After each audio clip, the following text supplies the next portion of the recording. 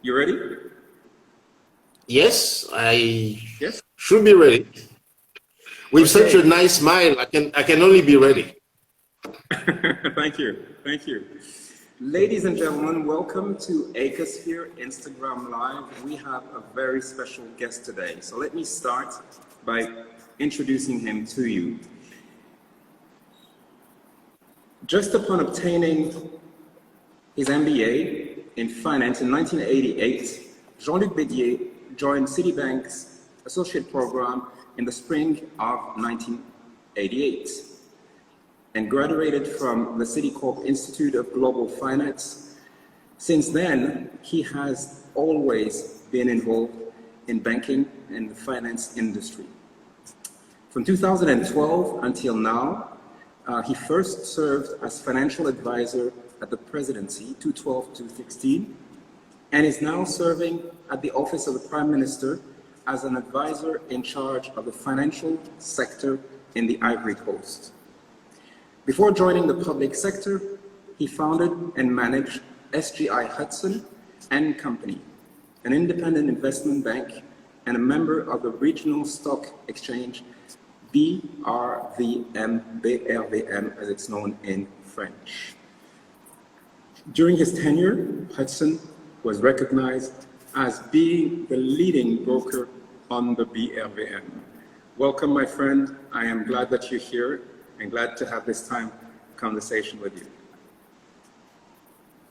Thank you, Gilles. Thank you for inviting me. It's a pleasure to join your live. Actually, it's my first live, so I hope that the turnout will not be too bad.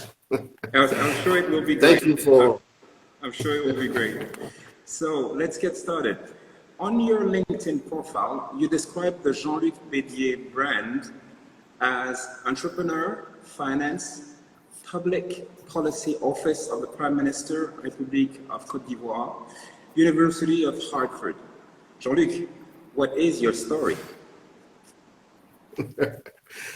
Well, I like your expression, the Jean-Luc brand. I can see that you're coming from a strong marketing background. Right. But on a more serious note, it wasn't so much the brand that I was trying to portray or put forward. Basically, I tried to be as concise as possible in describing my journey so far. And in fact, I should have maybe written those three words in a different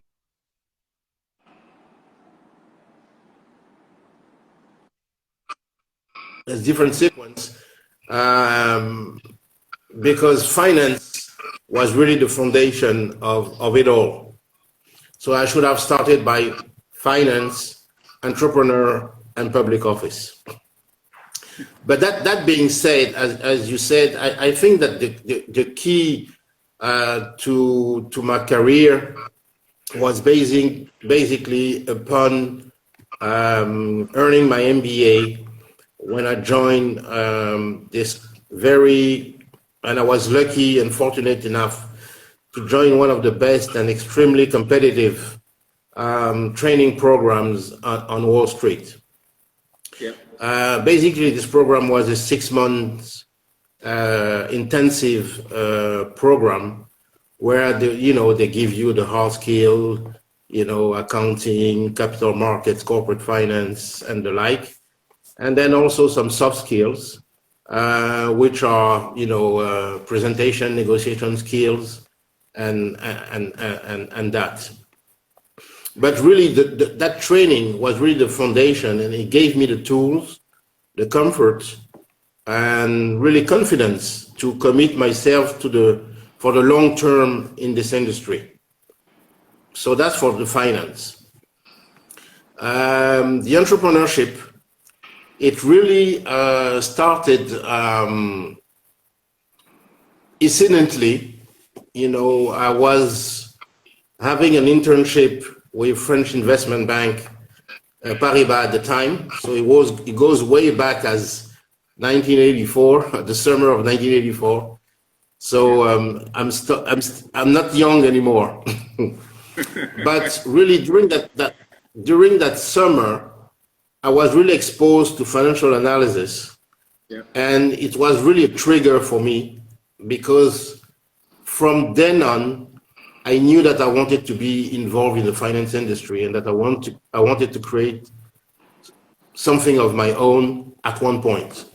It was, of course, it was not clear and I didn't know what I would be doing, but it was really my first decision or will to become an entrepreneur in the financial world. Yeah.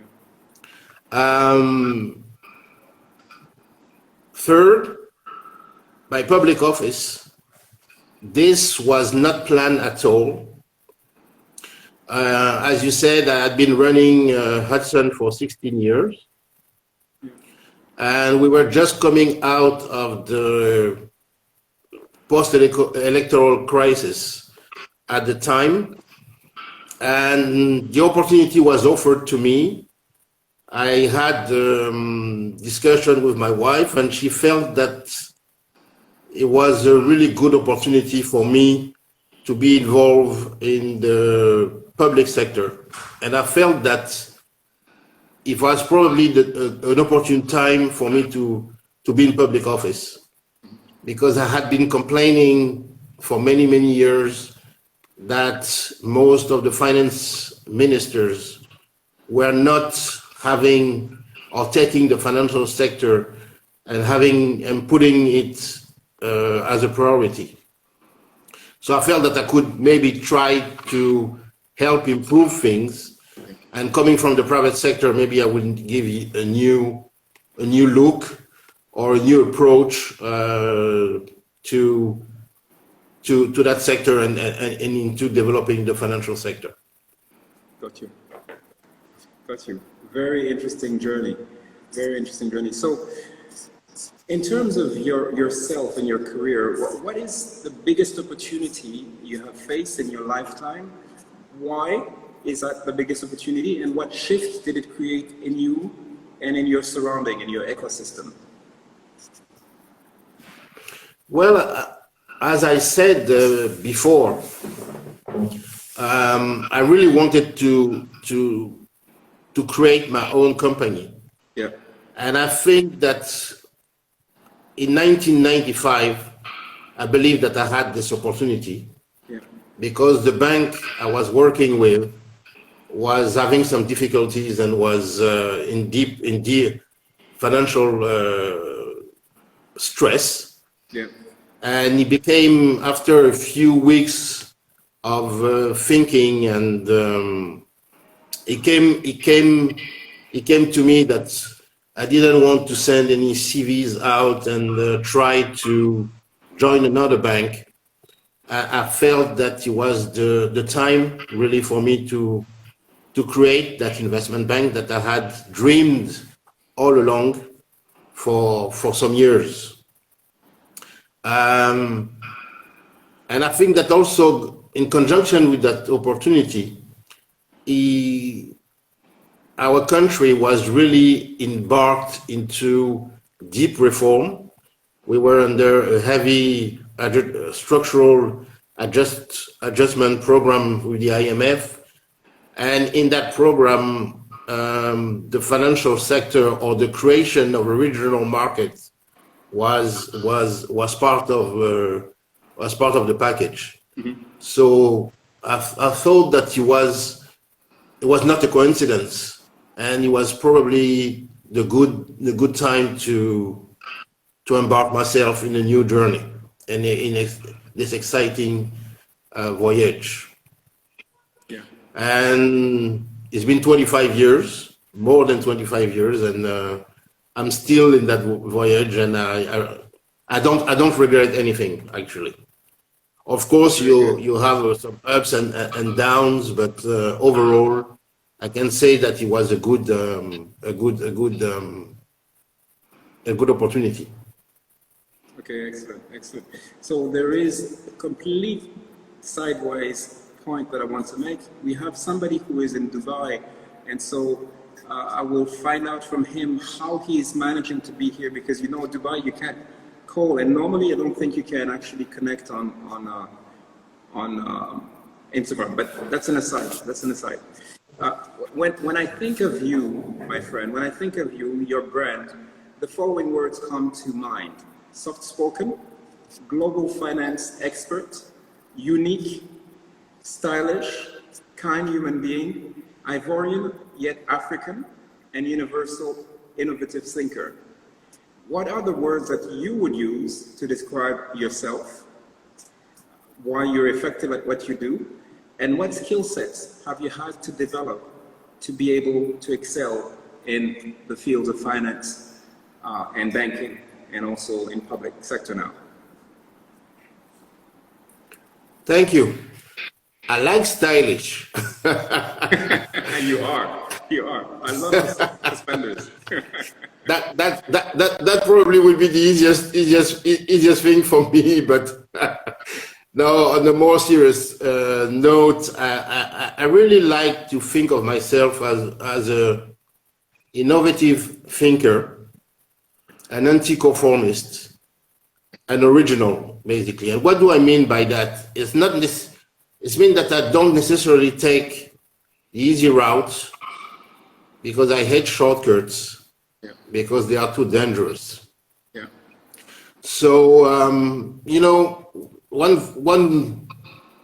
thing that could describe me the more, I really like to explore new concepts, approaches, and explore new processes too. And I think that curiosity also, you need to be curious in order to ensure that you have a dynamic posture to things. So it's really that I can.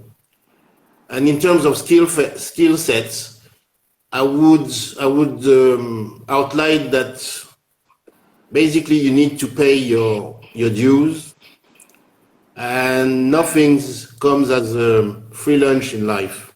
Yeah. So the bottom line is really hard work, period, you know. So that's what I would like people to think of me. Got you. So I want to welcome again our public. We have some very important people, some people from New York who speak about hard work, some people from the Ivory Coast, some people from West Africa, some people from France. So welcome everybody, and let's carry on. My next question, Jean-Luc. As someone who was trained in America and practiced finance in American banks, what are some of the lessons you have learned that you could actually share with us, and particularly maybe with some of the young people who are here and who might look for advice? Well, let's, as said, being trained in such environments, I think that, as I said earlier, hard work is the key. I really think also that you need to know, as we say, you need to know your stuff. And what I mean is, academically speaking, you need to have all the ingredients and to master all the material. I also think that going an extra mile would always help you more than less, really, because it will help you embrace as much as possible to develop and have an holistic approach to things. And at last, maybe I would say that, you know, being focused will also help you. Going the extra mile, it will help you have a holistic approach to things, and being focused, among many other golden nuggets you've given us. Thank you so much. We are in 2021, and listen to this. In most parts of the world, it is clear it is just as bad as the thing that we call the white privilege recently. Many women with equal skills as men, or sometimes better skills than men, come with the short end of the stick. They do not get the same opportunities, they do not get equal pay. What do you think we as men can do to change this, at least in Africa, to change this so that women have more access to the same opportunities, and for the same kind of job, they get the same kind of pay? Well, that's a very philosophical question that you are asking, and that's not an easy one, because there's been many speeches about equal opportunity, opportunities, or being even an equal opportunity employer. Yeah. But I think that you need to distinguish two things. We call it at the micro level and at the micro level. Let's start with the micro level. I think that the micro level for me is what you can change yourself. You have some power, you have some influence over things, maybe at your corporation, at your company, to really initiate that change. And even though I would say that's the easiest part, even though it's challenging, but that's the easiest part because you have some control over it. And then you have the macro level, because in anything you need to have an ecosystem, as you correctly said earlier.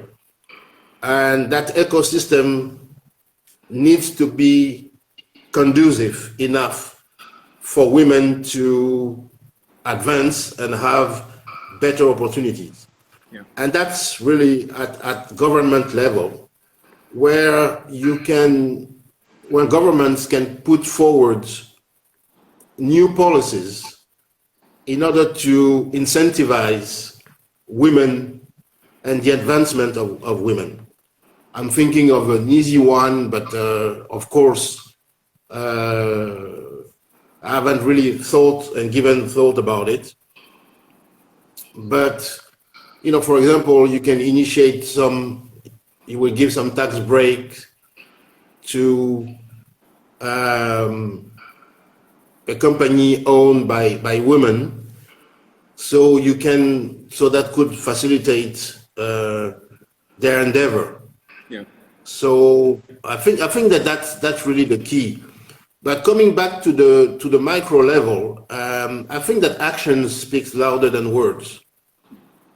For example, at Hudson, 56% of the employees are women.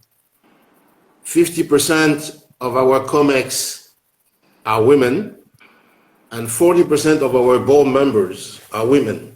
Yeah. So I'm not saying that we're being perfect, but I think that that's a first or decisive steps in order to create that equal opportunities.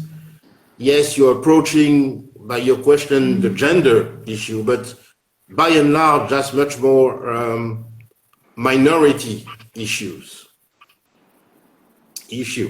So yes, that's pretty much it to what I wanted to say At this point. to your question. Yeah. Thank you. You clearly are showing leadership and example. I want to welcome again all our guests from around the world, people that you know also, and I hope you can see the names that are coming in. So we have listeners from literally around the world. America, Europe, Asia, Africa, a lot in Africa, some in the Ivory Coast, some in the neighboring countries. As an entrepreneur, an expert in finance industry, and the business, and in business in general, and life, what are some of the life lessons that have inspired you and have made you grow as an individual, have personal development and growth that you could share with us that inspired you?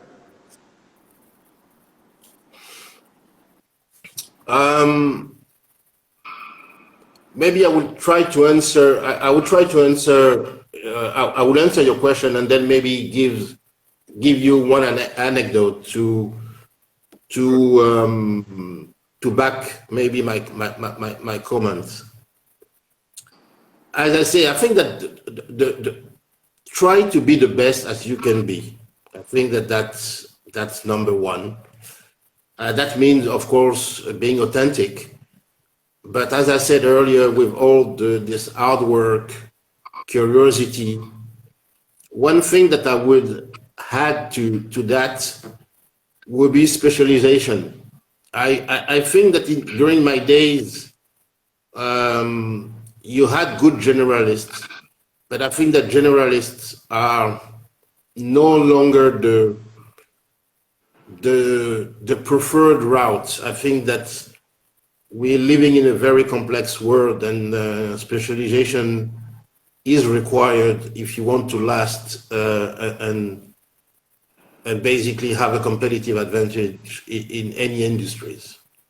So that's again that, because specialization should really will make you understand or better understand any product or service you intend to develop, especially if you want to go the entrepreneurship route.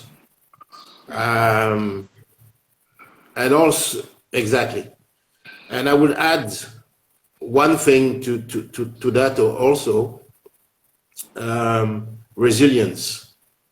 I think that one should try or be resilient, because things will never go the way you want to, or at least at some point. So you will face challenges. Yeah. That's a certainty. But being able to, building a resilient approach, attitude, or strategy would help you pass the hard times. And I found it in my life, in my career at Hudson. It wasn't always easy way out, as we say. Excellent. And last, I think that you should know your industry inside out, whatever industry you're in.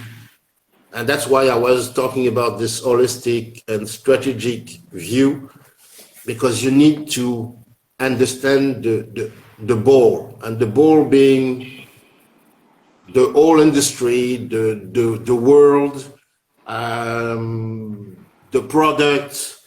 Basically, it's to have a profound knowledge of it all. And as you say, for that, you really need the expertise, which is slightly different today than what it used to be way back when you started, when there were a lot of journalists. I want to ask you a couple more questions. Maybe could you share an anecdote or two of things that you've done that struck you, or things that were funny in your career, whatever comes to mind? Well, I will give you one example. At least one comes to mind, so it has to be one, because that's good. Now, it comes back to my entrepreneurship ish, or vision, or story, I should say. Yeah. I think that, during the program at Citibank, the director of the program one day came to me and of course asked you this basic question: where do you see yourself from 5 years from now? And I say 5 years from now, I would see myself as creating my own investment bank back home. And he paused, he looked at me, and he smiled. And I did not really understand the meaning of that smile. Was he smiling because it didn't make any sense? Was he smiling because he didn't think that such a project could fly in West Africa? Did he smile because he thought that I had no idea of how hard it would be to create an investment bank? And at the time, I was not courageous enough to ask him why did he smile. But I took that smile as really a booster. Yeah. And it became really an obsession to create my own company, because actually it did not take 5 years, and he was right about that. So he was right, smiling about that, but it took me 7 years. Yeah. And now I'm smiling. Absolutely.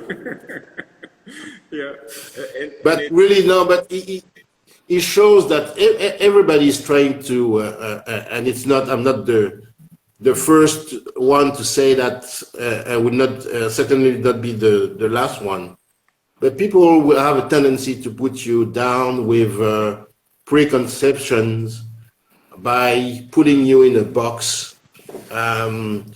Being the son of a politician, people would think that, I should go into politics. It's always, people have always the tendency to take basically the easy way, easy route. Yeah. But I think that you should listen really to your heart and to yourself, and do what you have to do, really. And so that anecdote was to show you that maybe he did not intend to put me down. Yeah. But maybe he smiled because he was encouraging me because of about this ambitious project.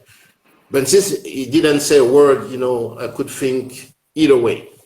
Yeah. But that's basically, if you want to make it, let's go and do it and live up to your dreams. Live up to your dreams. I take the last few words as a summary of what you said. Lots of interaction. People are really liking this interview. Thank you so much for all your insights. People are saying thank you. Yes, lots of hearts, lots of clapping, lots of these eyes with the hearts in them. Some guy called Didier à Côte, I'm not sure he's doing this. So people are really, really enjoying this, and I thank you all for being here. There's a couple more questions, my friend. Speaking to your younger self, with the knowledge that you have currently, what are 3 essential pieces of advice that you would give yourself? And there's some younger people in the audience. This may help.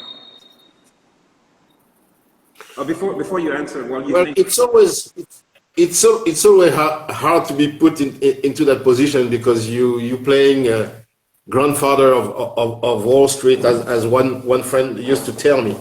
But the 3 essential piece of advice that I will give is that, first, always commit, and I think you should commit yourself to have a continuous education.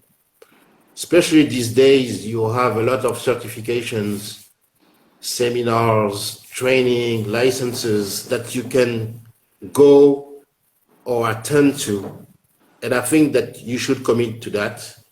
Most of more and more companies recognize the fact that they need to train or better train their employees. So that's also something that will be going in your favor. But continuous education is one key element. The second would be networking. Go try as much as possible to meet people in your industry or in your connected industries, so that basically you're building up your network. And that's kind of hard to appreciate in the short term, but it's like everything, it goes by little. After a few years, you will realize that you know more people the day before that day, and basically that you will realize that your network is growing. And how life works. You need some relations, you need some contacts in order to pull a transaction or whatever. And third and last, try to find yourself a mentor. because a mentor helps you progress much quicker and basically will make you avoid or prevent you from making the mistakes that they or he or she would have been doing. So basically, of course, you will make mistakes. That's no doubt about it. But maybe you will have or make less mistakes than if you haven't had this mentor. So mentorship is a key. Yeah. Thank you. Thank you. So excellent advice. Commit to continuous education. Build your network. And some people say your network is your net worth. And the third thing is find yourself a mentor. Excellent. Before I go to the last question, I want to thank everybody again. And Didier just says, thanks, Gilles, for hosting this amazing show with great entrepreneurs. Yes, you know, when you have a Didier Côte, when you have a Marianne Bédié, and when you have Jean-Luc Bédié as people that you host, and I saw, I think, Yamoussow that I hope to have in a few weeks. We are the lucky ones. Nadia and I are the lucky ones. I want to thank you, Jean-Luc, for making it today and asking you that last question. I will thank you properly afterwards. What is your final takeaway? What would you say as a final message to the people who are attending? Well, I think that you should really establish and adhere to your core values. And I think that these should guide your journey, your career, because these values this is for the long term. So I will basically outline 3 personal core values that I have developed over the years: respect, integrity, and excellence. These have been my core values. I don't know if they ring a bell or to people listening to the show, but I think that with these values, it really helped me, you know, advance and progress as the years came along. Thank you, thank you, thank you. That's very deep. Respect, integrity, and excellence. Integrity and excellence. 3 core values that have helped you move forward. Before we close the show, my friend, let me say to everybody to come back next week, because in your seat will be another exceptional person. Next, very close to the Ivory Coast, is really the siege of the film industry in Africa, the Nollywood film industry.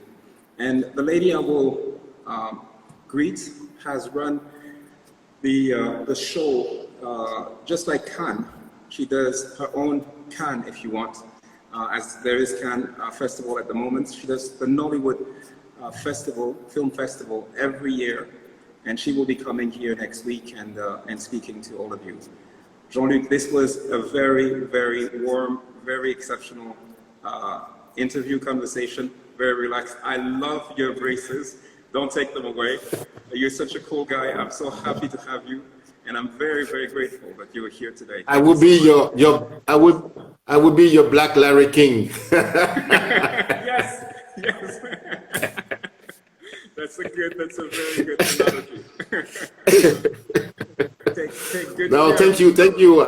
Actually, I was a bit stressed because, as I said beginning the show, I'm not very familiar with this exercise, but I think that you've been talking about your candor, your kindness, and your soft words really created the atmosphere of trust. And I wanted to thank you for that. You really made my day, and I haven't been stressed whatsoever during the interview, or the show, I should say, because it was really a discussion and not very much an interview. So really, I enjoy myself, and so it was really good. It was really nice.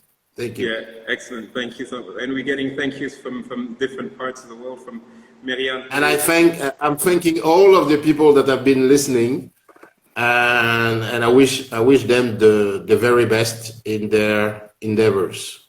Indeed, indeed.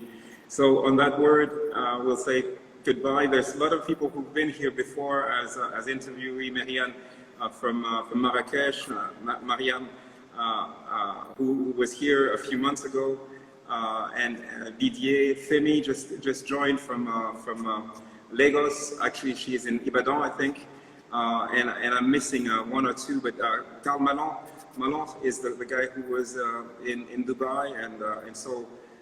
Thank you very much, everybody. Thank you, Jean-Luc. Have a wonderful evening. I wish I was with you so we could have a cigar, but I'll come back soon. Take care. Please, take care and see you soon. Thank you, Gilles, for your time and kindness. Thank you. Take care. Bye-bye. Bye-bye, everybody. Merci. Bye. Merci à tous. Bye-bye.